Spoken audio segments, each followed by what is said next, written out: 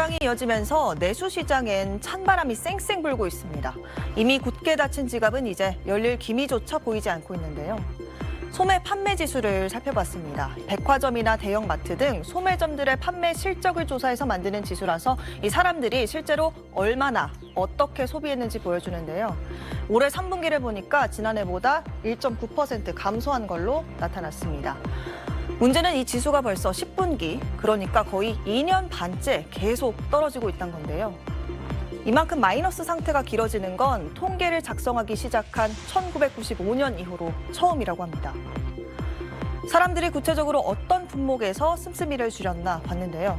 가전제품처럼 고가의 내구재 수요가 떨어진 것도 컸지만 특히 눈에 띄는 부분이 바로 옷에 쓰는 돈을 줄인 경우가 많아졌다는 겁니다. 의류 등 준내구재 판매 지수가 지난해 같은 기간 대비 이렇게 4.7% 감소한 걸로 나타난 건데요. 벌써 6개 분기 연속 감소세를 보이고 있습니다. 실제로 의류 업체들의 실적도 좋지 않습니다. 올 3분기 삼성물산 패션 부문의 매출과 영업이익은 지난해보다 각각 5%, 36% 줄었고요. 영업이익만 따지면 같은 기간 한섬은 31%, 신세계 인터내셔널도 65%나 줄었습니다. 보통 경기가 안 좋아지면 소비자들이 가장 먼저 지갑을 닫는 대표적인 품목 중 하나가 의류라고 하는데요. 내수 경기가 부진한 상황이 역대급으로 길어지고 있는 상황을 고스란히 반영한 결과란 해석이 이어집니다.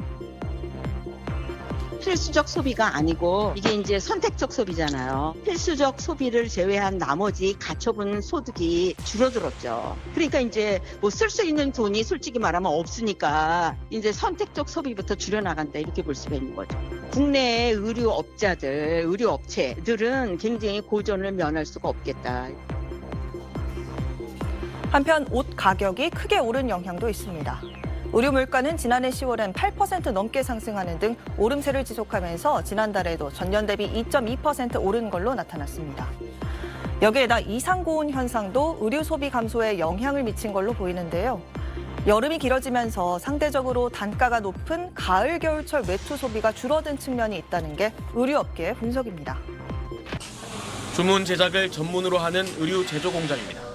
도소매 업체들이 주문을 해놓고도 가져가지 않은 옷들이 한쪽에 쌓여 있습니다. 한 50% 줄었다고 봐야 돼요. 주 5일 일하던 걸 주 3일밖에 일을 안 한다거나. 동대문 시장 의류 판매 상가는 찾아오는 손님 없이 썰렁한 분위기입니다. 옆에 주위에 보면 공실들이 많아지고 있습니다. 이렇게 안 팔리는 옷들은 고스란히 재고 창고에 쌓입니다. 최근 이 재고업체에 들어오는 물량 절반 이상이 아예 폐업한 업체 것이라고 합니다. 판매가 안 되니까 재고만 쌓여가고 이제 창고만 좀 더 늘어가는. 지난 3분기까지 역대 최장 기간인 10분기 연속 소매 판매 감소세가 이어지는 등 내수 부진은 그 끝을 알기 어렵습니다. 고용 지표에도 그림자가 드리우기 시작했습니다. 옛날에는 이제 직원도 뭐 2명, 3명 많이 같이 일을 했지만은 매출이 주니까 보통 본인들이 하고. 지난달 도소매업 취업자는 1년 전보다 15만 명 가까이 줄었습니다. 코로나가 한창이던 2021년 7월 이후 3년 3개월 만에 가장 큰 폭입니다.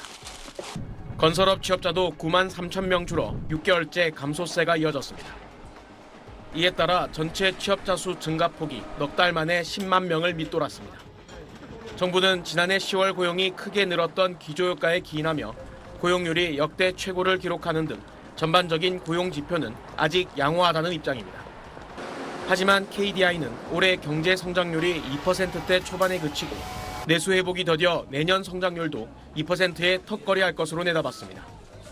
수출 증가세까지 완만해질 경우 일자리 한파가 본격화될 가능성을 배제하기 어렵습니다. SBS 정성진입니다.